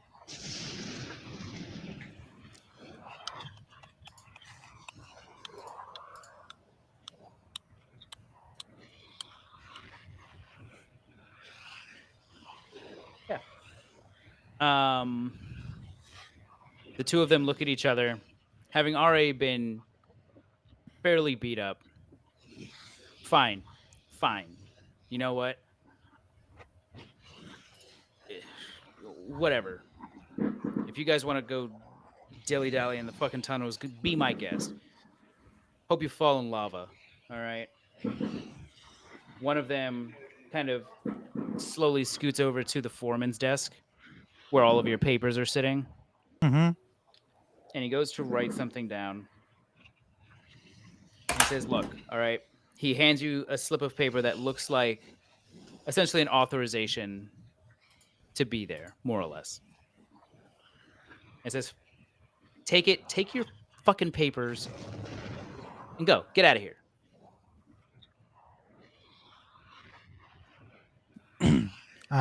Yeah. So I look at Lars. Um, what kind of expression does he have on his face? Lars will actually tell both the guards, "Come here. Come here. I can't just have you guys just running off telling people." So he tells them to come closer. They acquiesce, considering they're completely surrounded and a dragon is guarding the fucking doorway. And Lars essentially lines them up in front of the shaft and kicks them both in.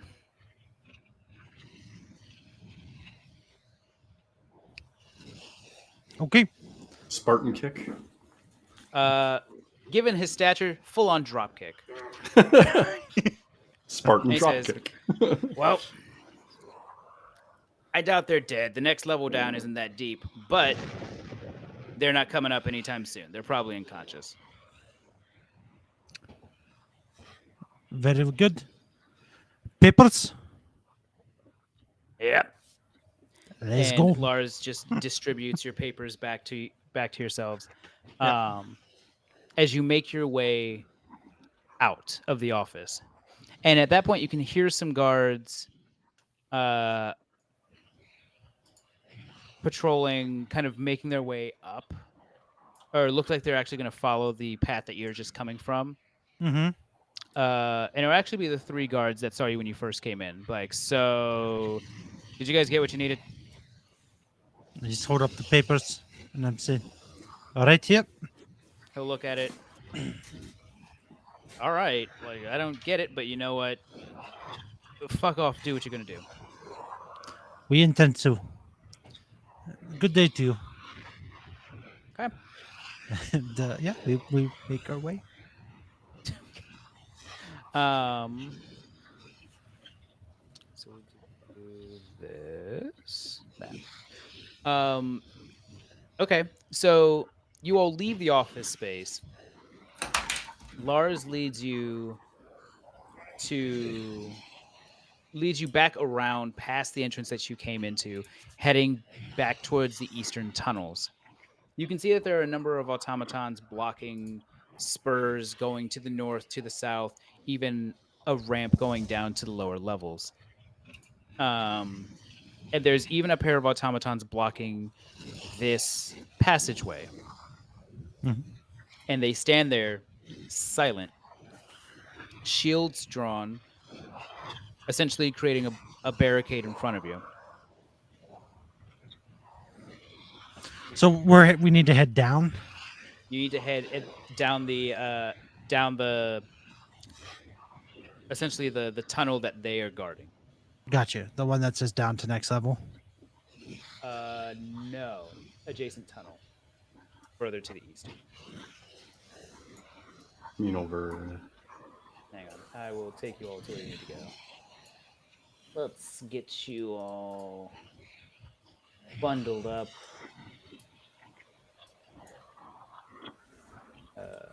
Actually, and that. Thank you. Go away. Roll in there. And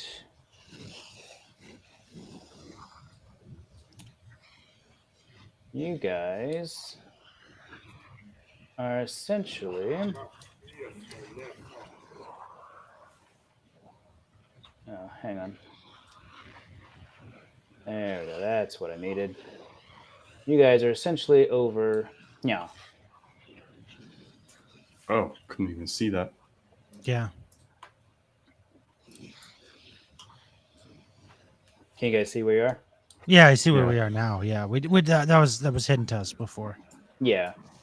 So So the two automatons look at you, and a couple of guards passing by that I just completely smothered with these two.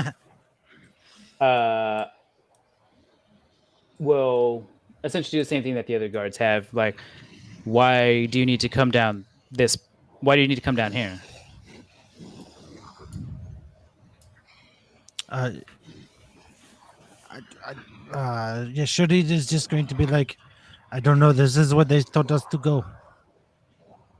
They'll look at the papers. Give me a persuasion check at advantage.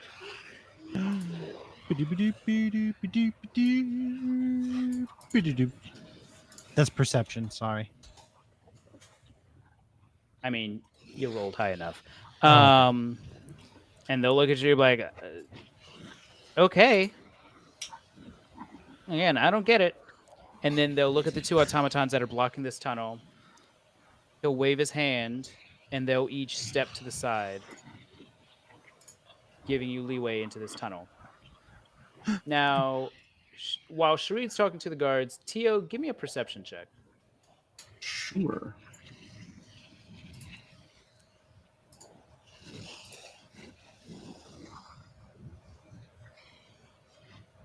So 17. Something catches your attention out of the corner of your eye.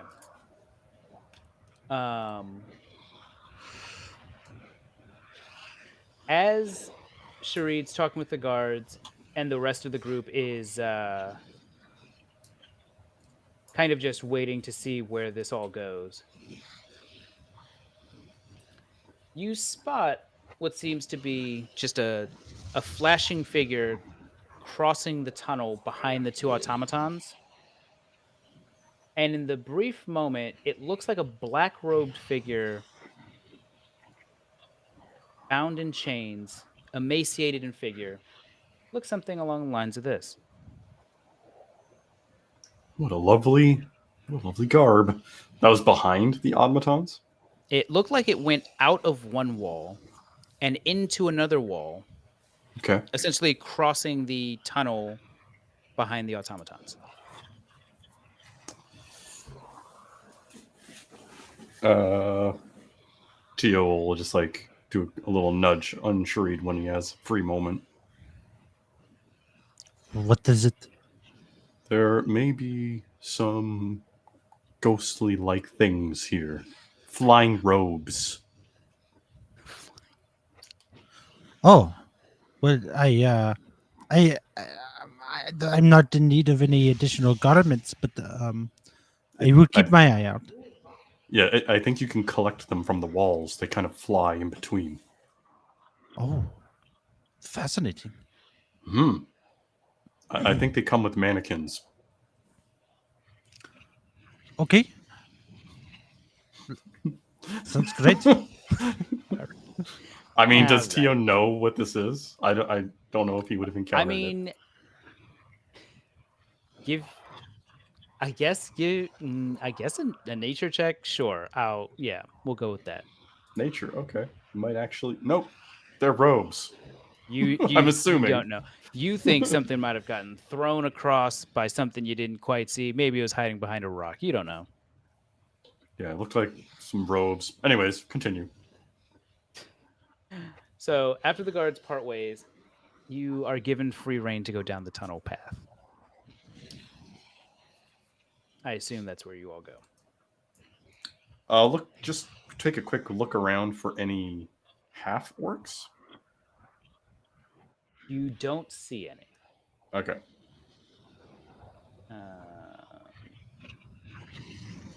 Let's do this.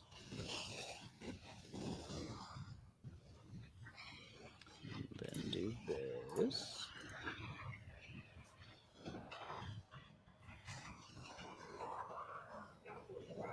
Just got to rearrange you guys over here.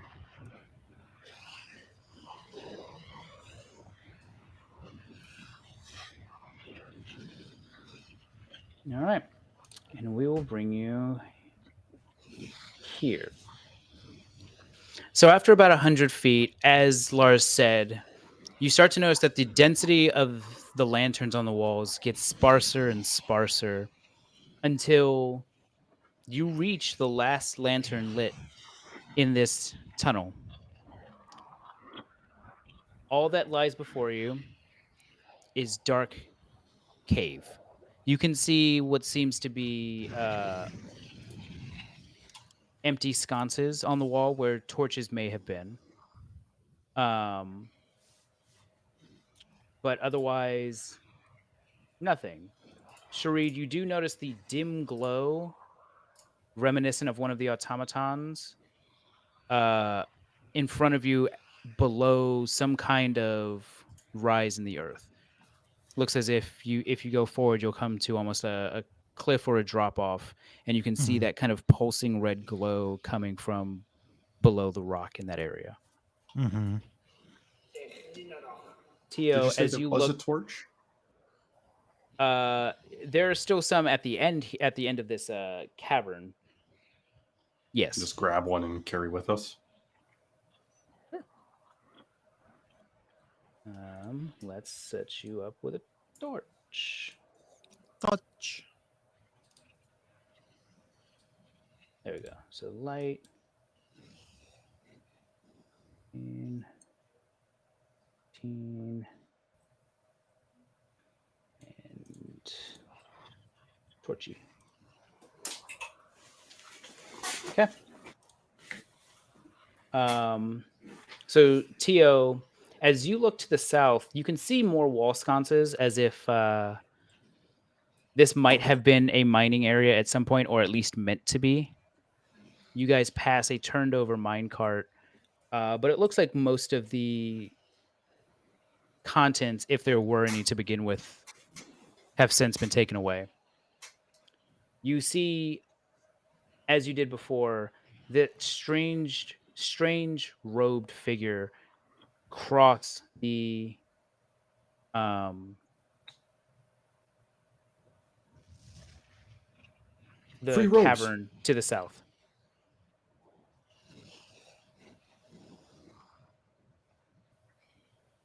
Did you guys see that? Free robes. Sharid, you did not see it. No, my friend. Oh. Oh well. Next time. I'll get those robes. So, as you add into the dark of this cavern, regardless of which way you go, we'll pick it up next week. All right. Sounds good. All right. All right. So thank you guys. You guys actually made some progress. And Lars lets you know that somewhere off to the east side of this cavern will be whatever passageway the advisor Urgel has been using to get to and from the mantle. So good job. All right. Getting there. We're So getting there. you're getting there. So we will pick it up again next week, and join us on Sunday for a special stream where we catch up with the other two and hopefully get all these Looney Tunes back together sooner rather than later. So we'll see you guys on Sunday. And Bye-bye. Thursday. And Thursday. Ma'am, you wanna drop a plug? Yeah, on Thursday, Gary's going to join Altruistic Latte and I on a talk about playing D&D online and online tools. You can find us on Altruistic Latte on Twitch. All right. So see us on Thursday, I believe 6 Eastern or 6:30. Yes, 6 Eastern. 6 Eastern. Here on Twitch, and hope to see you there. All right. So thanks guys for watching, and we'll see you again next week. Bye.